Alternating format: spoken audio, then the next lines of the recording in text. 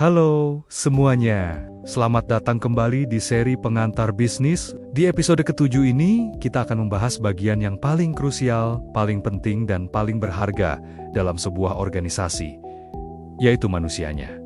Kenapa? Karena secanggih apapun teknologi sebuah perusahaan, pada akhirnya, tetap manusia yang merancang, menjalankan, dan memperbaikinya. Hari ini kita akan mengupas tuntas dunia manajemen sumber daya manusia, atau Sumber Daya Manusia. Kita akan mulai dari proses rekrutmen dan seleksi, lalu membahas pelatihan dan pengembangan, kemudian cara menjaga motivasi dan produktivitas. Dilanjutkan dengan penilaian kinerja, dan diakhiri dengan kultur perusahaan yang menentukan segalanya. Sudah siap? Yuk, kita mulai.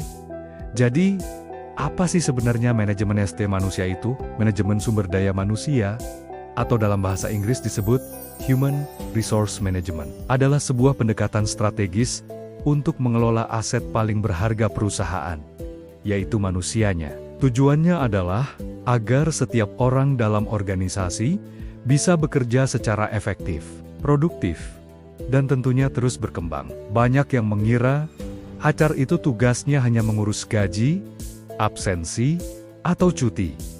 Padahal, itu hanya sebagian kecilnya. HR adalah mesin penggerak di balik layar yang memastikan perusahaan punya orang yang tepat, di posisi yang tepat, dan pada waktu yang tepat.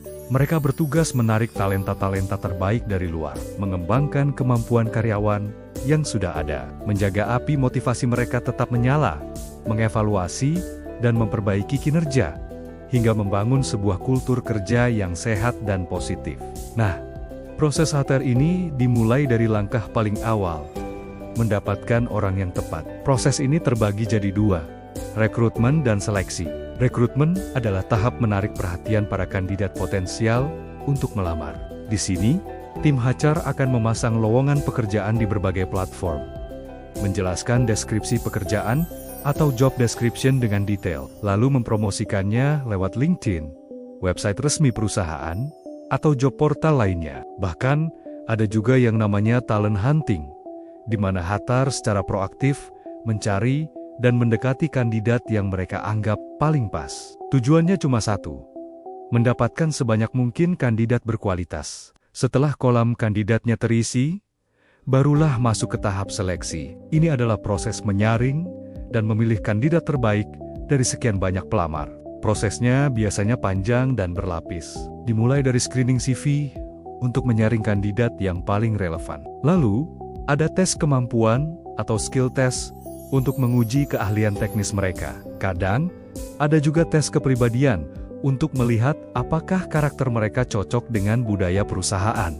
Setelah itu, ada tahap interview HR, di mana HR akan menggali lebih dalam soal pengalaman, motivasi, dan kecocokan kandidat. Jika lolos, biasanya akan ada interview user atau manager, di mana calon atasan langsung akan menilai apakah kandidat ini punya kemampuan teknis dan bisa bekerja sama dalam tim. Kalau semua sudah oke, barulah masuk ke tahap negosiasi gaji dan penawaran kerja. Analogi gampangnya begini, rekrutmen itu seperti membuka pintu rumah selebar-lebarnya untuk mengundang banyak tamu. Sedangkan seleksi adalah proses memilih siapa saja tamu yang boleh masuk dan tinggal di dalam rumah itu. Ingat, mendapatkan sumber daya manusia yang berkualitas adalah fondasi paling kuat untuk membangun bisnis yang sukses. Oke, setelah orang yang tepat berhasil didapatkan, tugas HR belum selesai. Justru, ini baru permulaan. Langkah selanjutnya adalah membuat mereka menjadi semakin hebat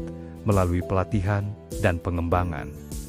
Apa bedanya? Pelatihan atau training biasanya berfokus pada jangka pendek. Tujuannya adalah untuk meningkatkan kemampuan spesifik yang bisa langsung digunakan dalam pekerjaan sehari-hari. Contohnya, pelatihan untuk seorang barista agar bisa membuat espresso dengan sempurna, atau training customer service untuk menangani keluhan pelanggan dengan lebih baik. Bisa juga pelatihan penggunaan software baru agar semua tim bisa bekerja lebih efisien.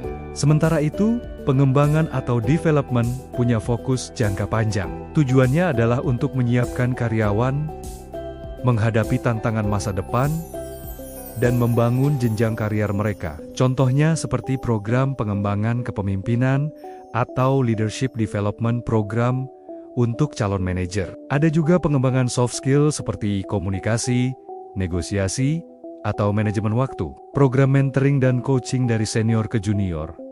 Atau bahkan program rotasi divisi agar karyawan punya pemahaman bisnis yang lebih luas, juga termasuk dalam pengembangan. Tanpa pelatihan dan pengembangan, karyawan akan stagnan, sulit beradaptasi, dan akhirnya perusahaan pun akan sulit untuk berkembang. Sekarang, kita punya orang yang tepat dan sudah dilatih. Tapi, ada satu elemen penting yang membuat mereka mau bergerak. Motivasi. Karyawan yang termotivasi akan bekerja lebih produktif, lebih kreatif, dan lebih bersemangat. Tugas HR adalah memahami apa yang menjadi pendorong atau pemicu semangat kerja setiap orang. Secara umum, ada dua jenis motivasi. Pertama, motivasi ekstrinsik. Ini adalah dorongan yang datang dari luar diri seseorang. Contoh paling umumnya adalah gaji, bonus, tunjangan, atau kesempatan promosi. Penghargaan seperti Employee of the Month juga termasuk motivasi ekstrinsik. Kedua, ada motivasi intrinsik yang datang dari dalam diri sendiri. Ini jauh lebih personal. Misalnya, rasa cinta atau passion terhadap pekerjaan itu sendiri. Rasa bangga karena bisa menghasilkan karya yang luar biasa. Atau tantangan dari pekerjaan yang membuat seseorang merasa terus bertumbuh. Lingkungan kerja yang sehat dan suportif, serta pengakuan atas hasil kerja, juga merupakan sumber motivasi intrinsik yang sangat kuat. Jadi, motivasi itu bukan cuma soal uang. Perusahaan-perusahaan modern kini sangat fokus membangun motivasi intrinsik. Caranya, dengan menciptakan komunikasi yang terbuka, rutin memberikan feedback yang positif, dan membangun lingkungan yang mendukung keseimbangan antara kerja dan kehidupan pribadi, atau work-life balance. Ingat, motivasi adalah energi yang menggerakkan produktivitas. Setelah karyawan bekerja dengan motivasi tinggi, bagaimana kita tahu apakah kinerja mereka sudah bagus dan sesuai harapan? Disinilah peran penilaian kinerja atau performance appraisal. Ini adalah proses evaluasi secara berkala untuk mengukur apakah seorang karyawan sudah mencapai targetnya dan bekerja sesuai standar yang ditetapkan perusahaan. Ada beberapa metode penilaian. Yang paling umum adalah menggunakan KPI atau Key Performance Indicators, yaitu target-target terukur yang harus dicapai. Ada juga penilaian konvensional dari atasan kepada bawahan, atau metode yang lebih komprehensif, yaitu penilaian 360 derajat, di mana masukan datang dari berbagai arah, dari atasan, dari rekan kerja setingkat, dari bawahan, bahkan dari penilaian diri sendiri. Tujuan dari penilaian kinerja ini banyak, mulai dari menjadi dasar untuk menentukan bonus atau promosi, mengidentifikasi area mana saja yang perlu diperbaiki oleh karyawan, hingga menjadi acuan untuk program training dan development selanjutnya. Yang terpenting, penilaian ini adalah momen untuk memberikan feedback yang konstruktif, agar kinerja individu bisa selalu selaras dengan tujuan besar perusahaan. Karyawan yang kinerjanya bagus akan diberi penghargaan, sementara yang masih butuh bantuan akan diberi dukungan lewat training atau coaching. Terakhir, tapi mungkin yang paling fundamental, adalah kultur perusahaan. Anggap saja kultur perusahaan ini sebagai kepribadian sebuah organisasi. Inilah nilai, keyakinan, dan perilaku yang membentuk suasana yang dirasakan karyawan setiap hari saat mereka bekerja.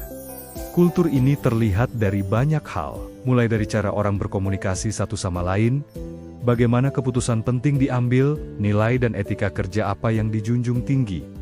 Apakah budaya kerjanya sangat kolaboratif atau individual?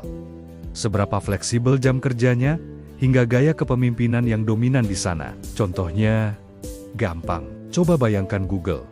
Kulturnya dikenal sangat kreatif, inovatif, dan memberi kebebasan. Bandingkan dengan Toyota yang terkenal dengan kultur Kaizen, atau perbaikan terus-menerus. Atau mungkin perusahaan yang lebih konvensional, yang kulturnya cenderung formal dan sangat hierarkis. Kultur yang baik akan membuat karyawan merasa betah, loyal, lebih produktif, dan punya keinginan untuk terus berkembang bersama perusahaan.